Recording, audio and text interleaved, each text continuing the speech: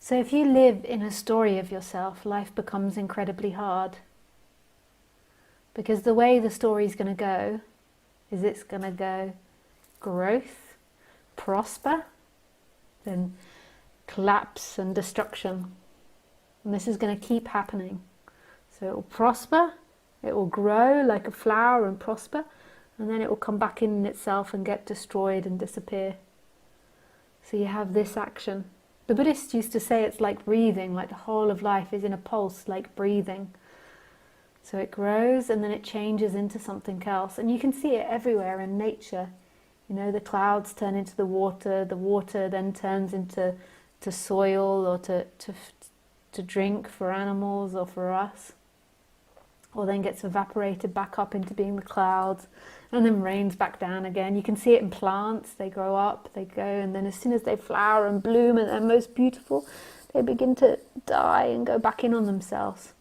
And it's the same with humans. I'm now 36 years old, and I've heard, somebody told me, well, though they might have just said it because I am 36, they said once you pass 37 or 36, then your body begins to go into break down again.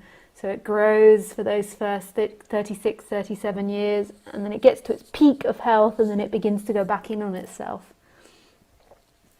And this is the natural rhythm of life. So the Buddhists have this whole thing about the Om sound and the breathing, the going out and the coming in, the breathing out and breathing in. And then they say that the universe explodes and it goes out and out and out and out, and then it comes back in itself. So there's a lot of spirituality that talks about this movement, this pulsing movement. Now if you look at yourself in a timeline, so if you look at yourself in a story,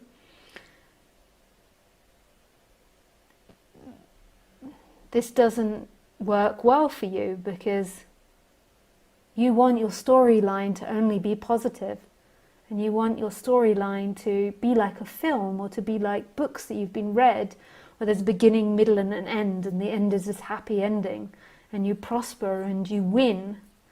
And you can't win at life because that's not really how life works. Life is a constant flux, constant movement from one thing to another to another. And no object, no thing wins and beats life.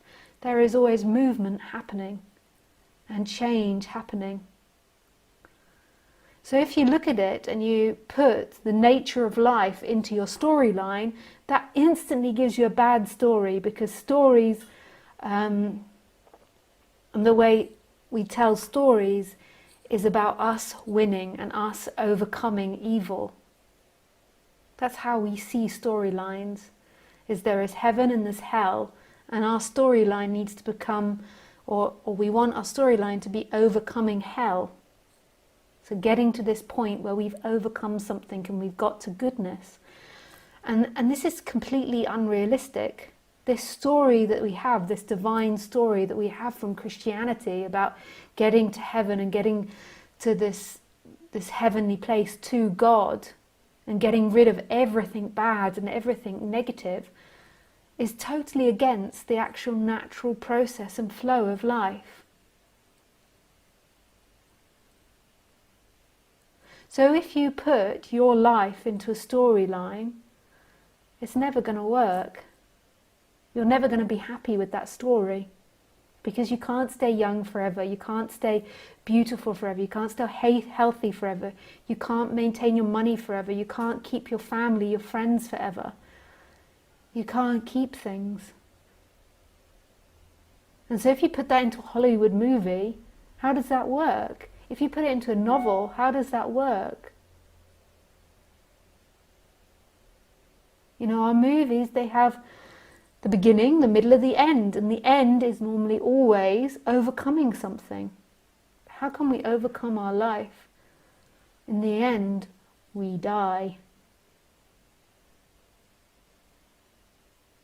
We don't win. We don't lose either. Because in actuality, there is nobody that is born or dies. But in our belief, in our storytelling, in our intellectual reality, in our world of imagination, We are born and we do die.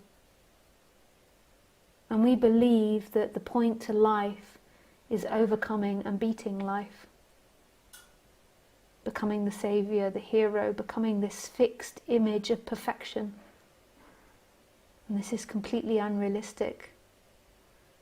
And it's driving humanity insane.